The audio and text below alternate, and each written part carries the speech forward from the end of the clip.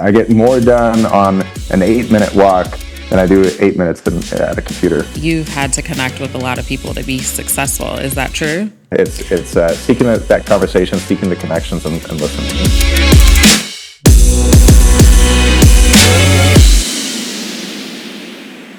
Welcome to the Real Connect podcast. I am your host, Tamika Carlton, and I'm excited to chat with Brett Farmiloe. He is the CEO of HARO, Help a Reporter Out. And Brett, how are you today? I'm doing great. Awesome. Thanks for having me. Yeah, of course. I'm happy to chat with you. I looked on your Twitter and I loved your little bio line. It says that you're the CEO of HARO, author, dad of 3, and a proud minivan guy. I would love for you to share how you make time for all of that, because I feel like being a dad alone is a lot of work, and being a CEO. So what are you doing? Tamika, thanks for the layup to give a shout out to my wife. Yes. To the wives. Okay. Cheers. Yeah. No, I think that quite honestly, whether it's in business or family, you got to have, great supporting partners, and, whether that's a team, whether that's your wife at home, whether that's employees. For sure. You can't do it alone. So I think one of my favorite quotes is, if you want to go fast, go alone, and if you want to go far, go together. Yeah. And I think that that's pretty true with family and biz. I agree. How long have you been married?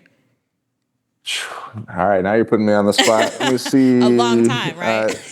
13 years. Okay, that's awesome. Well, congratulations. I just had to do the math. Right. How is married life? I feel like, have you guys always been in Arizona?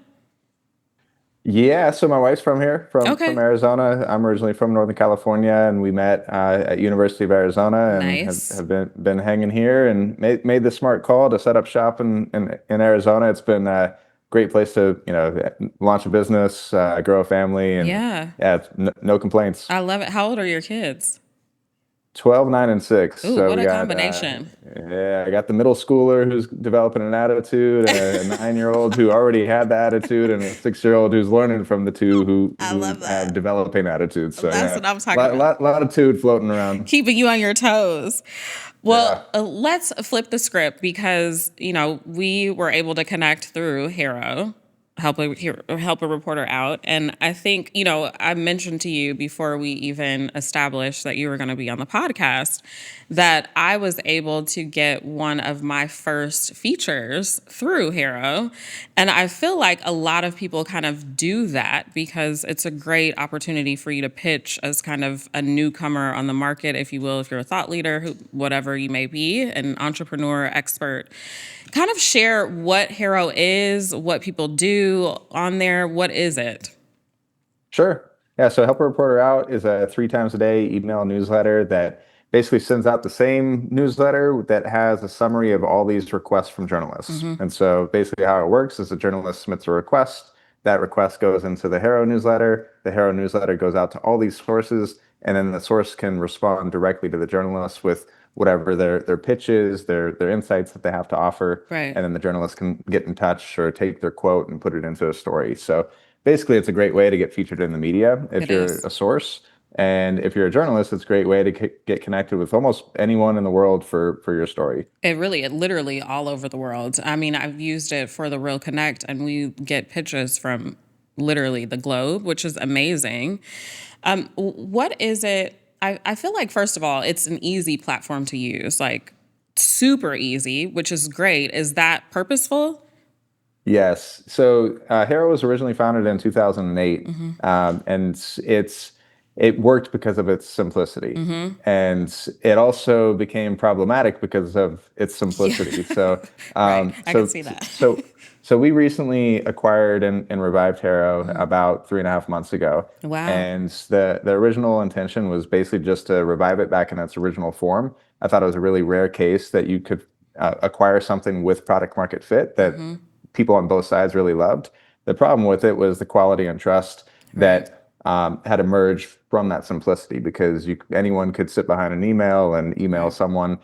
So for us and our team, we've been on a mission to restore that quality and trust and keep that at the core of things. So we've deployed some really smart, technology solutions to help make sure that sources are credible and verified, and journalists can get what they need. That's awesome. I mean, 3 months. That's super recent. Like, how busy have you been these last 3 months? We've been cooking. We've been cooking. But you know what is really cool is I think I overestimated how hard it would be to restore a lot of that quality and trust Mm, because a lot of these technical solutions I thought would be really, really difficult to deploy, but our hmm. team's been awesome to do that. And I underestimated the enthusiasm that people would have on both sides for bringing it back because it was Yes. gone Yes. for a year. Yeah, I And, you remember. know, I was like, "What? What happened?"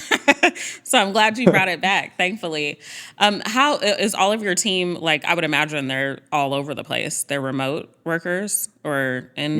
we've got 6 of us in Oh, Arizona, and nice. then and one out in North Carolina. So I've got 4 of them right up the staircase right here, Even and then better.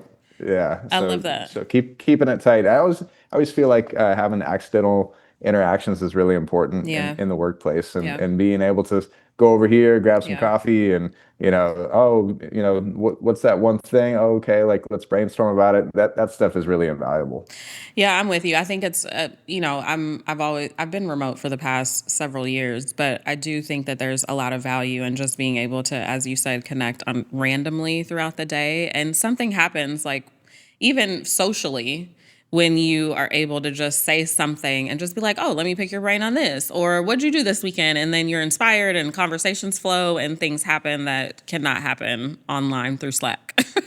Yeah, it just accelerates so much faster, Yeah. and that acceleration is really key when you're in a startup. Oh, for Like sure. the sooner that you can get to product market fit, the better. For And sure. once that happens, life gets easier. That's awesome. Well, I think one of the things for me with HARO is that it feels like it is a platform that's connecting people all over the place, right? Like, and this is something that you've been doing for a while. Like, you have featured.com, and that's similar. And like, what is it, or why do you feel so connected to connecting people?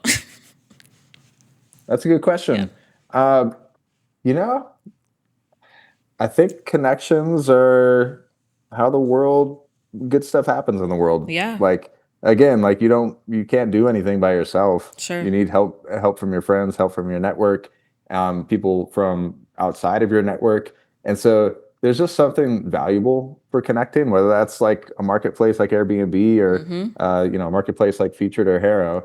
And so it's really going back to the core problem or core need that one side has, and on the other side they have the solution that can fill that need. Mm-hmm. So it's really cool to be able to create a service that does that connection. And to your point, that's the mission of HARO, is just connecting journalists with sources for stories. Yeah, I would imagine too, in your career and just your startup ventures, you've had to connect with a lot of people to be successful. Is that true?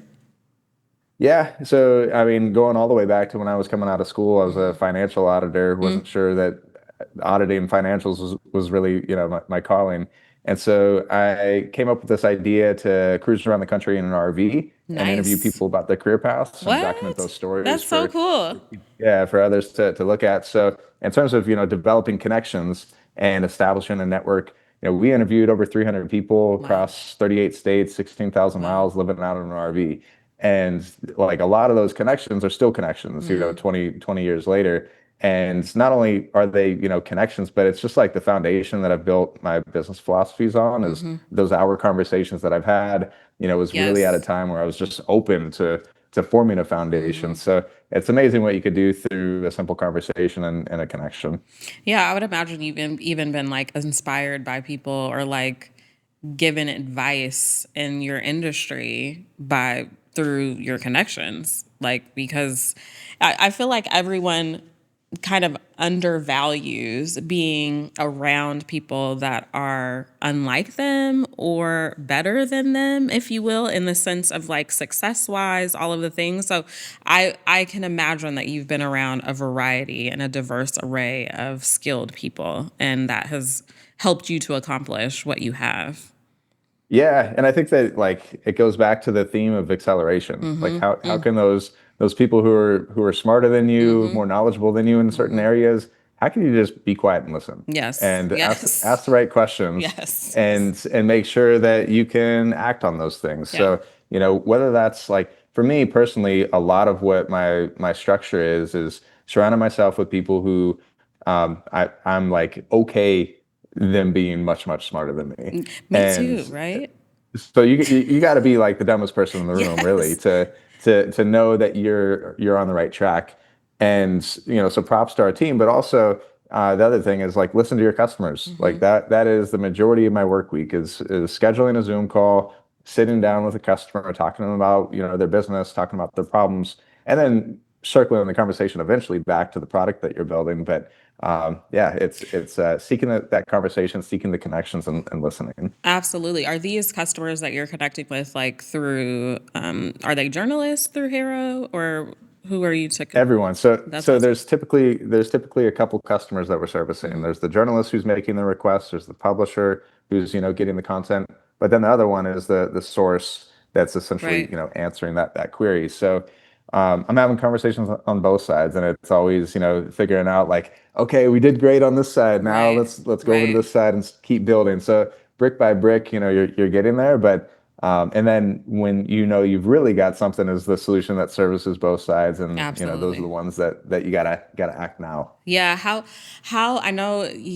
there's been a major influx of just AI pitches and generation and things of that nature. What have you seen when it comes to HARO from the AI world of pitches? Yeah. So currently we're seeing about 21% of all pitches that are sent That's through crazy. HARO Yeah. being AI generated fully, 100%. Wow. A hundred We percent. Yep. Yeah. Wow. And that's great for us to realize that transparency is really, really important. We recently formed an AI detection partnership with a company called Pangram. Okay. They're out of New York, and they basically have AI detection that works. And so for us, every single pitch that is going through Featured or going through HARO goes through an AI detection. There's options from the publisher side to essentially just filter out 100% AI detected responses. We were also displaying AI detection scores across every single one so that journalists and publishers are able to see which ones might have a high likelihood of AI, which ones might not. Right. And at the same time, we're realizing that one of the biggest barriers for people to share meaningful knowledge is time. And so, how do you detect the right opportunities? How do you formulate an initial draft?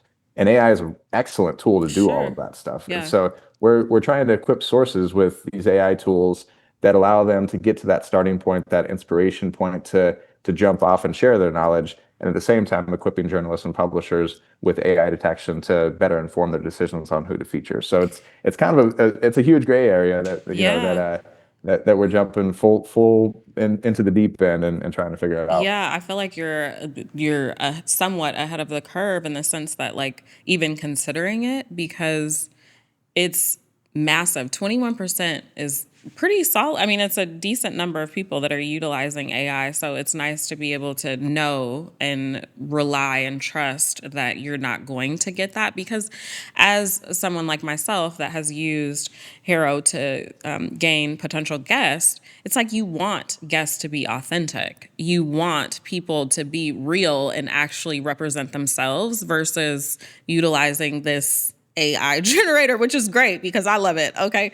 But I think that what have you seen or heard from maybe feedback about what journalists appreciate when it comes to pitches? Yeah. So I think that it goes back to the acronym of HARO itself. So the H, helpful, the A, authentic, R, relevant, and then O, on time. So that speed matters. And so I think that, like when we see pitches, there's community reporting tools that we've put into HARO that allows journalists to essentially say, hey, this was not helpful. This was not relevant to my Right. query. Please let this person know that issue a warning or take a closer look at it or whatever. So we have community reporting tools that do all of that, Okay. but for the most part it's trying to be helpful. The authentic is essentially just don't use AI Right. 100%. Like you've got to have a human in the loop that helps review that stuff, and it's not a total time saver. You got to have some sort of review before it actually gets submitted. And then the relevancy is just making sure that you're a qualified person to actually submit a response. Please. Yes. You'll see a lot of people respond to every single HARO query, And there's nothing quicker that will get you banned from our community Mm-hmm. than not being on point when it comes to the relevancy. Yeah, I hear you. I mean, it's tough. It's great because I love Hero for the ability to connect with a diverse array of individuals, and like it's a lot to be able to have to filter through all of them too, you know. But I would rather filter through than not have them. So it's a plus. Yeah. Yeah, definitely. Yeah, I mean, it's an extremely large source Mm-hmm. of experts, Mm-hmm. and the beautiful thing about the Haro community is that they're very engaged and very active. So to your point, yeah, it's sometimes quite a bit to go through in terms of Yeah. the responses, but we've tried to make that easier. Listening to journalists and Yeah. saying, hey, like, all right, here's a dashboard, here's a one-click quick response feature that allows you to just send off a templated response to certain sources, so you don't have to manually type, to every single one. You can mute Right. queries once you've Right. got enough there. So, it's finding solutions that work for both sides. I'm curious, do you by chance have any data around like how many pitches on average journalists get for a request? Yeah, so I'd say, I mean, on the featured.com side, the average is 42. Okay. So, yeah, about 42 answers per That's question or query solid. that goes Yeah. out. I'd say that Haro might be slightly, I don't know. It's probably right around there. I'd Okay. say it depends. It depends on the publication. If you're Yeah. gonna Right. be a writer for Forbes or Right. a You'll well-known get plenty publication, more. Yeah. you're gonna get a lot. When I write for and contribute to Inc. and Fast Company, when I put out queries, it's probably about 115 Makes sense. responses, Yeah. something like that. Got it. All right. So on the flip side, when we think about AI, obviously there's the negative connotation of folks utilizing AI for their pitches. But do you foresee or do you have any insight on some of the positive things that AI is doing to contribute to all of what you're doing? Yeah, yeah, definitely. Like, I think it goes back to the problems, and the problems are time. How Mm-hmm. do I identify the right opportunities, and how do I now take the time to actually write a good answer? Mm-hmm. And so the thing that we actually just launched at Featured is a whole thing called Featured AI. And so Yeah. what you could do is you could essentially go in, you could build your knowledge base. So your knowledge base is all the answers you've submitted, all the pitches that you've submitted, and essentially like Ooh. taking those experiences and then allowing Featured AI to essentially say, hey, here's a relevant question that Tamika is going to be interested in answering. Now, here's all these different answers that she submitted in the past, and as well as custom uploaded content that can help her draft an initial answer. We'll then email you that suggested draft, and you're able to take Oh, it over the that's finish line to that's submit. great. So yeah, so it's like it's super amazing because we learn from our customers is that that's what they're already doing. They're Yeah. already developing a custom knowledge base and their favorite AI or LLM, and then they're having to use it over there and then go back to featured and submit that way. So just bring it all into one platform, and it's a huge time saver. I love that. I love the pluses and minuses of things because I think, so many people are kind of looking at AI as not a great thing. Well, it depends on who you are. Uh, as a It's a creative, sensitive yeah, topic. yeah, it is a sensitive topic, very controversial, but I think that there's value in viewing it from both perspectives and sides. So I love that. I would love to hear if you have any kind of stories or unexpected opportunities that folks have found or connected with random people that have become like something great or whatever it may be. Do you have any great stories to share? Yeah, I think that like when it comes to Haro, I've heard it all. I've heard it all from the journalist side of things. I've heard it from the source side of things.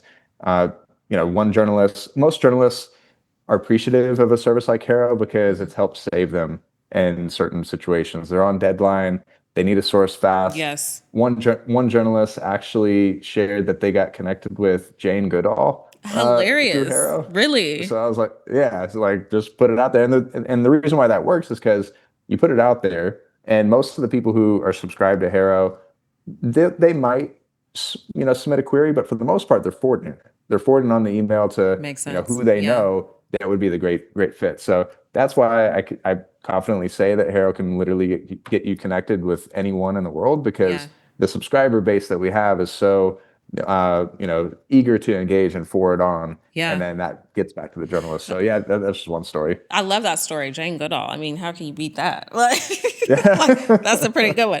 That kind of reminds me of a question too that I was thinking of, like behind the scenes.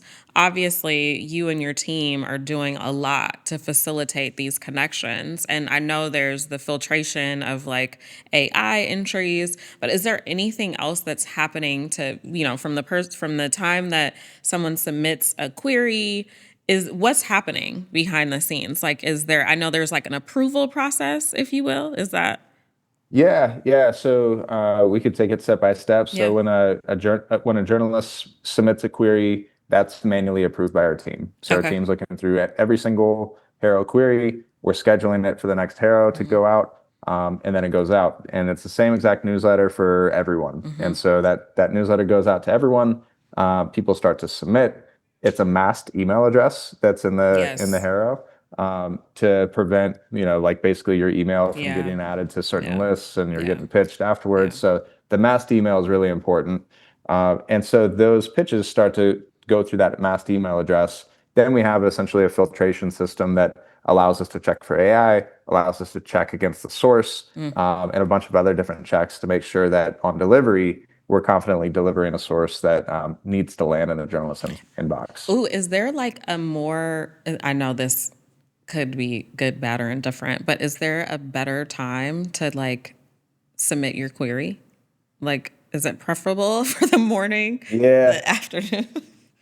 Well, I would say as soon as possible. Yeah. Like Yeah. No a matter lot, a what. lot Yeah. of, a lot of conversations I've had with HARO users are basically like, hey, the morning edition goes out at 5:30 a.m. Eastern time. The afternoon goes out at 12:30 Eastern time. Then the evening goes out at I think it's 5:30 Eastern time.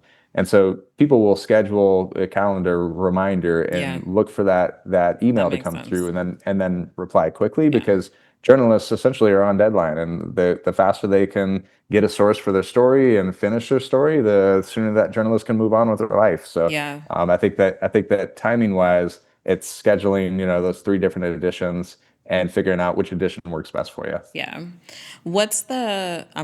I'm talking to the source. So I'm like, let me ask all the questions. What is like the best time range? Like a lot of times people are like, I need it within a day or 3 days, or what's common, or what have you seen that's common? I would say that the higher the authority, the publication, Yeah. the faster the turnaround. But also, I would say that the harder the request, the more lenient Yeah. that reporter is Makes in sense. terms of getting connected. So, from what I've heard from journalists, even when the publication isn't that authoritative, but it's a really easy question, like, "What's your best tip on managing a business?" Like that's going to be one that's going to be a really really short turnaround, regardless of the publication. But if it's a really hard request to find and get connected with someone who, like there's like 10 people in the world who exist that match that definition, you'll probably see like a 2 to 4 day type of turnaround. Okay, that makes sense. That's awesome. See, I got to get the insight while I got you. Yeah, Why not? definitely. I love to like. I'm like, your background looks so good. It's like it looks almost fake, but the people are real walking behind you. It's like my favorite background that I've seen. Yeah, awesome. Yeah, I've been working out of industrious co-working space out here for maybe like 5 years now. So yeah, love it here. It's a beautiful space. All right, let's flip the script. Just from you being a founder and an entrepreneur, like, and just a human being, how do you handle like unexpected stressors as an owner of a business, of a founder? A lot of people struggle out here, and I would love to hear what you do to just kind of get your mind right through tough times because things happen. Yeah. I think that whatever the stressor is, it's trying to understand the root of the problem Yeah, and then trying to devise different solutions that give you the best path forward. sure. So yeah, it's just like what is happening? What Yeah. is What what is is the happening struggle? right Yeah. now? What is that problem that exists behind the whatever's happening? And then you got to jump to solutions. So, Yeah. I think that it takes some time to understand the real problem. And sometimes it takes multiple conversations from multiple Right. different people to really get to the root of the issue. And then you as as a filter and as a good audience, founder, CEO, you could kind of like think of a few solutions and validate those solutions with the people who have those problems or insights on those problems before you could actually move forward. Yeah. So I think, yeah, regardless, there's 99 problems in a day, so it's really figuring Listen, out it's never ending. how to get through it. It's almost not allowing yourself to get too stressed and just trying to troubleshoot the problem versus simmering in all of the what ifs, if you will. Yeah, for sure. And it's just like, it's a journey. It's Yeah. it's definitely not a sprint. No. Like, it sometimes feels like you want to sprint. My wife's really good at reminding me that there's always going to be work tomorrow. Like no matter Always. how Very hard we work true. today, no matter how much we get done, Yeah. I'm going to have to show up tomorrow and there's going to be more work no matter what. Like my to-do list, it's going to be right Listen, here. your good old post-it notes. I love it. It looks like you have a written to-do list. You don't do an electronic to-do list, which I I love. do I do a lot of to-do lists. But I'm here for it. Do you work yeah. a lot? Are you like working all day, multiple hours? Like how many hours? What's your work week I looking did like? I did the math on this last night. It's about 50 to 55 hours. So, Okay, that's not pretty too bad. That's yeah. that's a life From of a a founder, from a from CEO. founder Yeah, speak. Yeah, yeah, from that's founder speak, good. that's like, oh, all That's right. good. That's good. That's very good. I approve of that. All right, what are you excited about with HARO for the future? What is like driving your gears right now for HARO? Yeah. Yeah, I think with HARO for sure, there's a lot of untapped opportunities. Yeah. It's phase one, bring it back to what it was. Great. Like mission is being accomplished, Yes. so we're in the process of that. But then after that, like there's so many different new things that could be built on top of HARO that has never existed. There's the better ways to support journalists and all their livelihoods. The problem that I'm hearing, just as a whole, is like I have conversations with journalists, and one of my favorite questions to ask them recently is like, how many sources of income do you have? And it usually takes two hands Oh, I'm sure. to name how many. So like I feel like there's some really good opportunities to better support journalists and their livelihoods with Help Reporter Out. With Featured, I think that it's like there's so many question marks about how do you get featured in LLMs? Right. How do you Yes. get Yes. recommended? Yes. And so there's a whole new world when it comes to the search wars, and now that's transferring transferring over to AI. So how do you support just a standard small business in that new environment, and how Yeah. does Featured and HARO play a role in that? So I think that there's just so many different things to look forward to Yeah. as the chaos has really emerged For sure. in 2025 when it comes to building visibility online. Yeah. Have you seen an influx of story needs? Because I almost feel like nowadays there is this desire for, first of all, there's way too many thought leaders. I'm like, how many more Everyone's got experts some and thought thoughts. leaders, okay, can we have? But I just think too, and there's more publications, there's more independent publications, there's more podcasts, there's more all of these things. Have you seen an influx of even queries in the past 3 months that you've been with HARO, or just hearing from feedback from some of the journalists too? Is there more? Yeah, absolutely. I think that there's a couple themes that are emerging. One is how and where people want to be featured is changing. The fact that you want to be on a podcast, you want to be on a Substack, you want to be just in a social update Truly. from someone. Yeah. So there's a lot more ways that people can be featured and get visibility for themselves. The other thing I think is happening is just the traditional media figuring itself out. I think that you're Yeah. seeing an emergence of freelancers and quote request platforms that are being utilized as in-house editorial, gets laid off, and and how departments are being restructured. So I think that It's like true. there's a big shift towards more thought leadership. Yeah. It's okay. People want to share their expertise. They want to share their knowledge. They need an outlet to do so. Now these outlets like basically need to accept this user generated content to keep Yeah. going. So there's a Yeah. big fundamental shift in terms of how the industry is shaping out. Yeah, and I think the public, just consumers, are enjoying being able to hear from more people, not just a group of individuals that are common to be heard from. It's like, let me hear from individuals that are not as, popular. It's a different perception and perspective to be able to hear from a variety of people, I think. Yeah, and just with expertise, Yeah. you look at how traditional stories are being written, Yeah. and you think about how journalists are using a platform like HARO to get connected with the expert. Oftentimes, sometimes the expert could really put pen to paper It's and true. put down a really great article. It's true. They just don't really have they're limited by time. Yes. They don't know that opportunity exists. Yes. So I would love to see the hundreds of thousands of people who use HARO to have an opportunity to just write a full on email and or not email Ooh, article and get that do published. you have a goal of like the number that you want to reach? Because I know, what is there? You said a couple of 100,000 people are in the database. Yep. Yeah. Just treating it organically Yeah. at this point. I think that the real opportunity with this is I think there's like 250 million websites in the U.S. That's wild.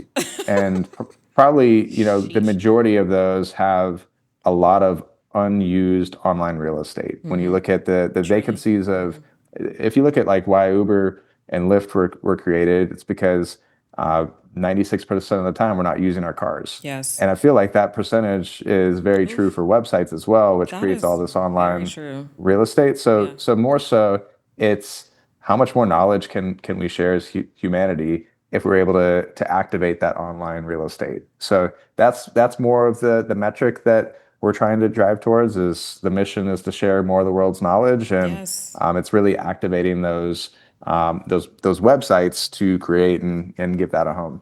More of the world knowledge and more folks for people to connect to in niche markets, because it's a beautiful thing to be able to learn from experts that are very niche. Like that's one of the things that I can appreciate about HARO too. It's like the pitches that you receive are, yes, from all over the world, but also experts and things that you would not have been familiar with had you have not received this pitch. So I think that's a really key, wonderful thing. I think that's the commonality that we share, Tamika, Yeah. is getting in deep with curiosity about Yeah. like why is this person geeking out on this one thing? Right. And That I had no idea about. I'm like, what is this? I love that. yeah, I love that. the most powerful words are "tell me everything." And Yes. if you go to someone who is a true expert and tell me Yes. everything, you're gonna have an interesting conversation. And those folks that are very passionate about whatever it is that they do, which is fantastic. All right. Totally. I always have my speed round questions. Here's my first one. It's Friday on vacation. What's your go-to beverage? Uh, What you got? What you got? Come on, Brett. my best friend runs Barrel Brothers Brewing Company out in Sonoma Ooh, County, and he yes. hooks it up with a nice shipment of the freshest beers. So I'm gonna probably pull up with the fresh rinse, Yes, the I was fresh gonna say rinse he's gonna be beer. mad if you don't remember the name. Yeah, I know the label, I but love yeah, that. fresh rinse. You love awesome. All right, cool. What about an app you delete from your phone for a week to feel sane? LinkedIn. LinkedIn. Linked. Is it really? Are you on LinkedIn often? Yeah, Yeah. yeah, for sure. I am, but I mean, recently my phone's been out of storage, and I always delete LinkedIn. Oh my gosh. Wait a minute, not out of storage. That's hilarious. I love it. Oh my gosh. Are you like a guy that has do you listen to a lot of music when you're working, or are you like a silent guy? I'm turn on the same playlist for like a year and What? just yeah, I love that. yeah. It was for a couple years. It was the W Hotels Wet Deck mix, Okay. and and then they took that playlist away, which I'm pretty bitter about. And now it's this artist called Okay. Roosevelt, who's out of Germany, and Nice. I'm like also a Pandora person. Yeah. Like, The don't old shame me, school. but yeah, Okay. but like. AOL.com. No, I'm kidding. Yeah. I love Don't it. shame me. But Roosevelt, man, he's my go-to right now. Oh, that's awesome. Okay. Last thing. I know we talked about stress, but what's something that you do to decompress? Hang out with friends, chill at home, hang with the family? I go on a walk. Oh, So that's good. the co-working space I'm in now is actually in the Scottsdale Fashion Square, which is a big mall. It's like one of the nicest, coolest malls in Scottsdale. And so I walk to Dior and back, and it That's usually takes great. about about 8 minutes. And And it clears your head. heck yeah, Yeah, because you don't have to be working to be in front of a computer. I get more done on an 8 minute walk than I do 8 minutes at a computer. I'm with you on that. I love a good walk. Like in the middle of the day, although it's too hot right now, but in the middle of the day, I'm always walking. All right, Brett, it was great. Please share with the people like how they can connect with you and on Hero, all of the things. Yeah. So what I would encourage is go to helperreporter.com, enter your email address, sign up for HARO. You could also do the same thing by going to featured.com and creating an expert page there so you can Yes. be discovered by journalists. And then I'm always open to feedback, and my email is brett@featured.com. Oh, I love that. Direct communication to the person. This is email. Do you respond to your emails personally? Are you always on email? Yeah. How many Yeah. emails? I'm a zero inbox type of person. I was gonna ask that. That was my next question. Okay, psychic. Zero inbox. So every day you do your emails. You go through your emails and drop them down as zero. Yeah. And by zero inbox, I'm good if I leave the day with 10. So Okay, yeah, I'm it's here. I'm with you. zero to 10. Awesome. Well, thank you so much. It's been a pleasure. And I think this is going to help a lot of people just connect, recognize that they have expertise to share, and have an easy outlet to share it. So kudos to you for taking the initiative to kind of revamping Hero and connecting the world on a level where we can get to folks that we may not have ever been able to speak to before. So I love it. Yeah, totally. Well, thanks for giving me a platform, Tamika, and Yeah. yeah, hopefully it's helpful. Yes, of course. Thank you.